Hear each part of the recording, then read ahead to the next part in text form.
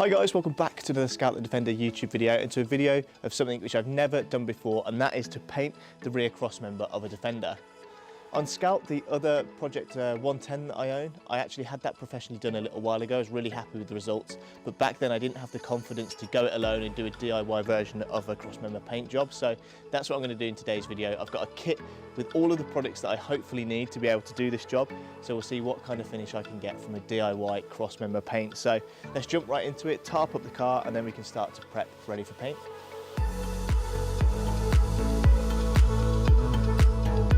Now, as you can see here, the crossmember wasn't in really bad condition. There was just lots of surface rust coming through and it was starting to look unsightly. So today's plan is to strip the paint and repaint it to give it a much better finish.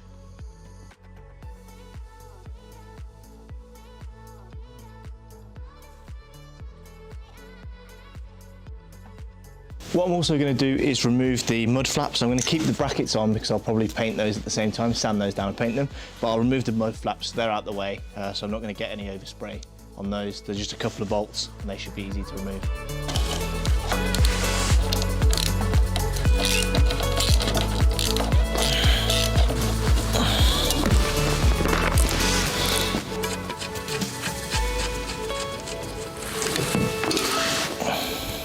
So to do this job, I thought it'd be easier just to buy one box with everything I need to do this job. I found this one online, this is from the guys at BUZZWELD. This is in no way an affiliation or sponsor whatsoever. I just heard a few people talking about it online. I thought one single kit to do the whole treatment would be the best approach for me. In the box, we have a few different things. We have a series of sanding and grinding discs. These, I think, were an add-on to the kit. I just thought it was easier to have all of the pads that I'll need to do this treatment in one box. I think this was an additional 15, 18 pounds, something like that for all of these pads.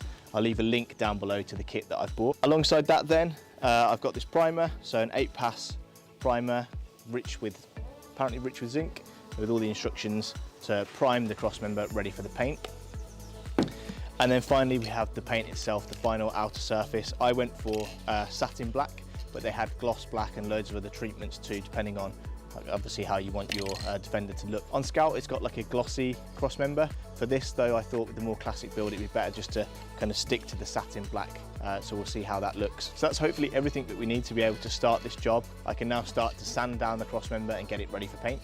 So that's everything masked up. Hopefully I've covered all of the important areas. If I do get overspray, it's not the end of the world because at some point I'm obviously going to want to paint the car anyway, but it should have covered enough so it's not going to be visible if there is small amounts of overspray. The next step to do is to start prepping the surface, so removing all of the old paint, all of the areas of rust, ready to prime and then to paint.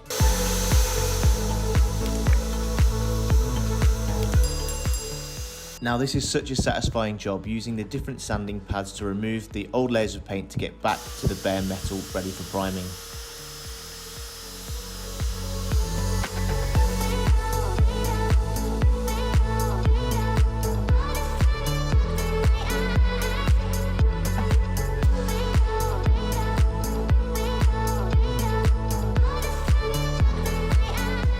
So I've done the first pass of the sanding with the sanding wheels on the grinder. It's actually come up really good. There's a few kind of low points that I need to bring out, and I'm going to go over this now with a 20 grit.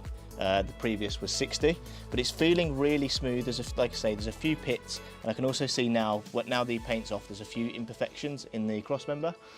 Nothing too drastic. There's a slight kind of dent in here, which I might see if I can pull out somehow, but I've sanded it all down. A few of the corner areas are quite hard to get to, so I'm going to have to remove some of the masking to try and get to those. And then we can go over it with the 80 grit, but I'm really happy with the finish so far. As soon as I started using the 80 grit sandpaper, you can see the finish gets much smoother, getting a much better finish ready for the first layer of paint. So that's all the sanding and priming done. I'm really happy with the finish. The crossmember feels really smooth to the touch, which should hopefully mean that we get a good finish, fingers crossed.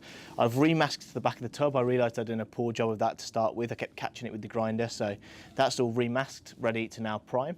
I'm going to do a dust priming coat first, just to make sure the primer's got something to adhere to, and then we can do the full prime and then ultimately get the black finish over the top, and hopefully we'll have a good finish. So I'll go get the primer now and we can start to do the first coat.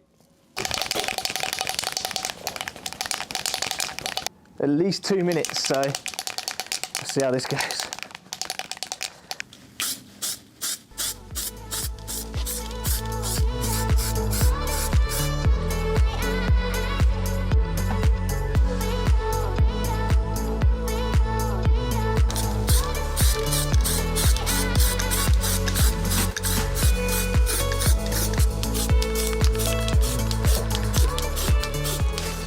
So that's the cross member all primed up. It took several coats. I went over and over and over again, not that I captured everything on camera.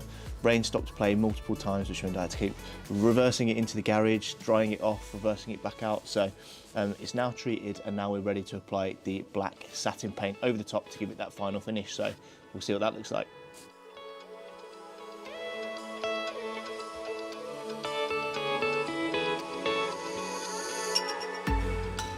After the first dust coat of the black paint, I left that to dry for a little while before I could then do several layers of the black paint to get the best finish possible.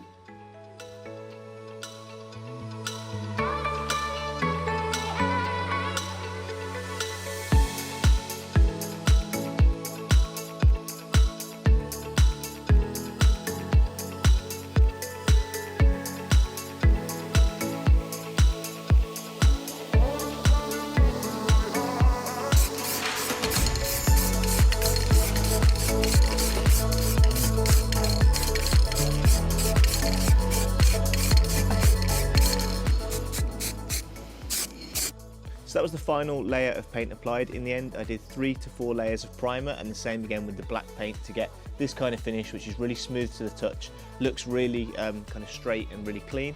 And we'll see how long that lasts. Obviously the last coating had started to come through and peel and rust. We'll see how long this treatment lasts, so I'll keep you updated with that. The final thing to do is to take the plastic off to see whether we've got any overspray at all, and then have a look at the final finish, which I'm really excited to do. So let's do that now.